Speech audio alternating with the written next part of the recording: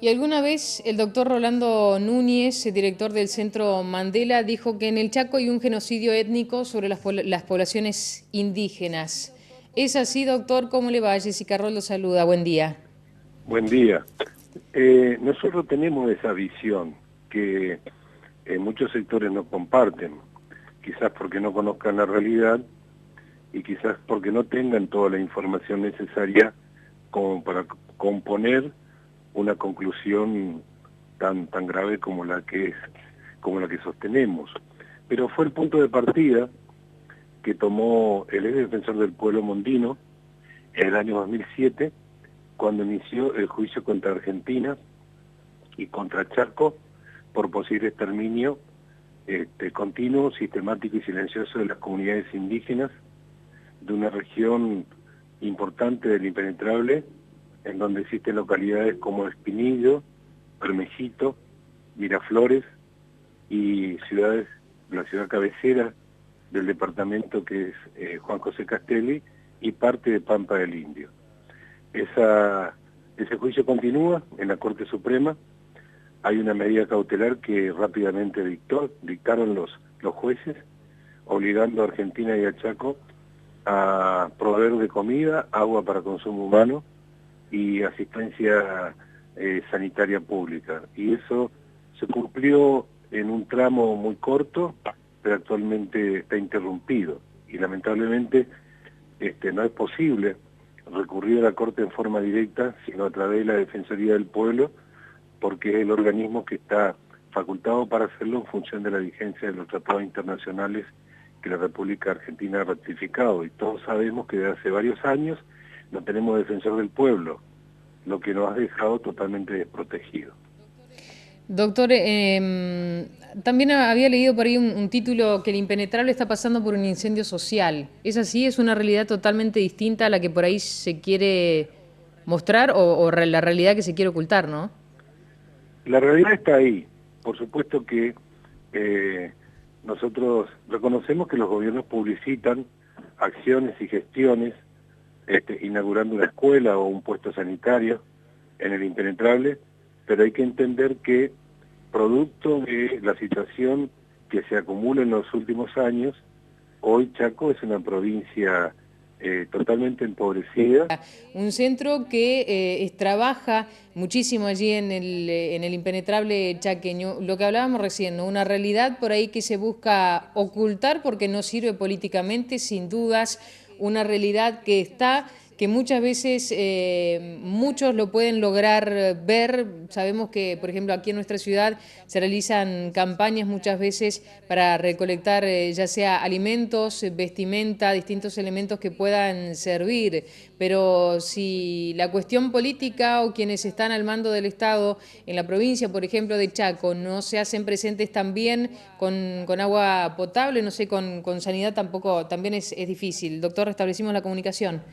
Sí, yo le decía que comprendo que los gobiernos publiciten algunas obras importantes en el Impenetrable, construcción de un acueducto, de algunas escuelas, algunos puestos sanitarios, pero hay que ser muy claro y objetivo. Desde hace varios meses la provincia está prácticamente paralizada en lo que es salud, educación, seguridad social y justicia, producto de los persistentes reclamos del sector de los trabajadores públicos por un mejoramiento de los salarios que quedaron muy retrasados en materia de inflación. Así que podemos tener hasta mejores instalaciones que en el 2007, pero el Estado no funciona y la población, lamentablemente, y en especial la del Impenetrable, está pasando una situación de máxima exclusión y de extrema pobreza, con endemias muy duras como la tuberculosis, el mal de Chagas, la desnutrición, la malnutrición, la anemia, y si focalizamos en Sausalito y sus alrededores, que es una localidad que está en el corazón del Impenetrable, el año antepasado tuvimos la mayor endemia de dengue en esa localidad, y el año pasado la endemia de Zika. Sausalito fue la capital del dengue y del Zika en 2 años sucesivos respecto al total de ciudades o localidades y provincias de la República Argentina. Sin embargo, es muy poco lo que se ha hecho, y ahora que ya llega la primavera, empiezan los calores, estamos analizando que volverá el dengue o el Zika o chikungunya u otras enfermedades virales que transmite el mosquito Aedes aegypti. Es una zona también, doctor, afectada por el mal de Chagas y hasta la tuberculosis, ¿verdad? Sí, esas son las dos endemias históricas, flagelos sociales vinculados extremadamente con la pobreza, porque en los ranchos donde viven los indígenas y los criollos pobres, sobre todo en parajes y en zonas de montes, está la vinchuca. Y lamentablemente no hay un trabajo de control permanente y apropiado para controlar el vector que es la vinchuca. Nosotros decimos, porque hemos visto muchos ranchos colonizados por vinchucas, que el morador es la vinchuca y el huésped es la gente que vive adentro. Y en materia de tuberculosis todos sabemos que es la enfermedad vinculada estrictamente a la pobreza. Lamentablemente ni siquiera tenemos el catastro de enfermos de tuberculosis y los tratamientos se interrumpen, los tratamientos no se continúan, los enfermos continúan con la tuberculosis abierta, que se hace más resistente a los tratamientos. El tratamiento es muy fuerte, es muy agresivo porque son pequeñas quimioterapias en dosis de pastillitas y duran 6 o 7 meses. Y hay que entender, el sistema sociosanitario, especialmente el sistema de salud pública, está absolutamente colapsado y tiene dos signos muy claros. Es un sistema que está totalmente deshumanizado y que funciona de una manera muy desorganizada cuando está en funcionamiento. Ahora siquiera no funciona producto de la medida de fuerza. ¿Por qué hace mención, doctor, de que la tuberculosis es la enfermedad que está ligada a la pobreza? Porque usted va a encontrar el universo de enfermos de tuberculosis en todas las familias y en todos los sectores sociales que viven en indigencia por debajo de la línea de pobreza. Excepcionalmente será en clase media o en clase alta y por otras causas. Doctor, en las últimas horas circuló a través de las redes sociales una fotografía de un adolescente de 13 años que encontraron sin vida. ¿Esta es real, es actual esa fotografía? ¿Falleció este chiquito abandonado en esa situación? Recibimos la misma información que está circulando por redes. Yo me comuniqué con la persona que distribuyó esa información. No pudo precisar algunos datos. Lo que sabemos es que la familia de ese adolescente vive en un paraje que se llama Palmasola, ubicado entre Juan José Castelli y Villa Río Bermejito, pero no logramos obtener más información de las circunstancias y de los hechos que rodean a la situación de ese joven. Estamos intentándolo, pero hasta ahora no pudimos avanzar. Es un paraje muy alejado, que no es fácil llegar. Y en la comunicación que mantuvimos con la persona que distribuyó esa información por redes, nos transmitió que no podía agregar ningún otro factor. Si hablamos de población, doctor, ¿de cuántas personas estaríamos haciendo mención en esta zona que usted nos nombraba de las distintas parajes o localidades? Bueno, Chaco tiene una superficie total de 100.000 kilómetros cuadrados, o 10 millones de hectáreas, si quiere verlo de otra manera. El impenetrable ocupa el 40% del territorio. En ese 40% del territorio se estima que viven aproximadamente entre 100 y 120.000 personas, que incluye la población urbana de Juan José Castelli, que es la ciudad cabecera del departamento El Impenetrable. El tema es que es una superficie enorme, estamos hablando de 40.000 kilómetros cuadrados, y una población dispersa en esa geografía que es compleja, difícil, donde los caminos en realidad son picadas, arenosas, de difícil transitabilidad, y que cuando llueve se tornan directamente intransitables.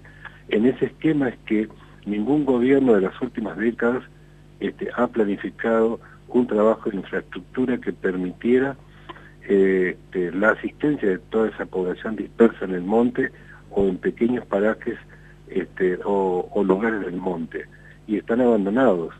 Y tratándose de las comunidades indígenas, bueno, la situación es mucho peor. Allí encontramos los peores indicadores sociales, económicos, sanitarios y educativos del total de la población argentina, con esas enfermedades endémicas que les señalé anteriormente. Por supuesto, con ingresos que están reducidos en algunos casos al otorgamiento de pensiones no contributivas, madres que tienen 7 hijos o más, o madres ancianas, o discapacitados, que son muchos, o la asignación por hijo, no tienen otro ingreso. Y como esos valores quedaron muy retrasados, naturalmente que ha hecho que esas poblaciones coman harina y grasa o sus derivados, y por lo tanto son poblaciones farináceas que tienen tendencia a enfermar o morir prematuramente por causas evitables o altamente evitables. Es máxima exclusión y máximo valor de pobreza. ¿Ustedes como centro, doctor, han tenido contacto con, no sé, el gobernador de la provincia de Chaco, algún funcionario?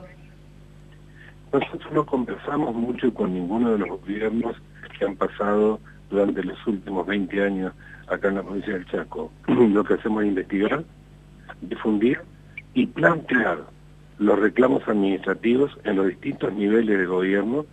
Si el tema es general y grave y urgente, planteamos del gobernador para abajo según las áreas de competencia de cada ministerio. O bien hacemos las acciones judiciales para proteger derechos difusos o derechos y garantías generales de ciertas poblaciones.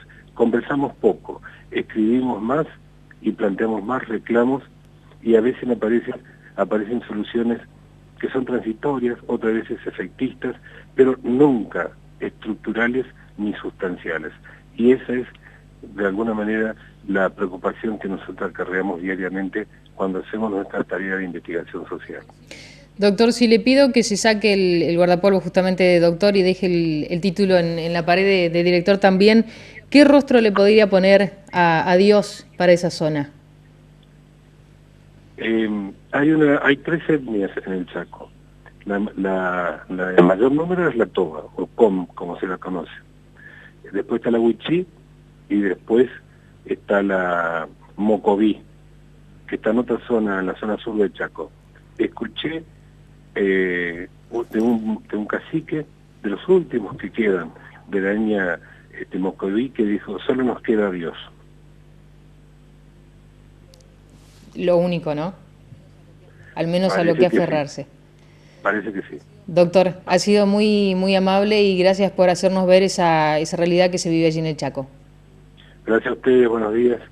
Que tenga buen día. El doctor Rolando Núñez es director del Centro Mandela de Derechos Humanos, contándonos, reflejándonos esa durísima, triste y a veces ocultada realidad que se vive en la provincia de Chaco y en gran parte también del norte de nuestro país.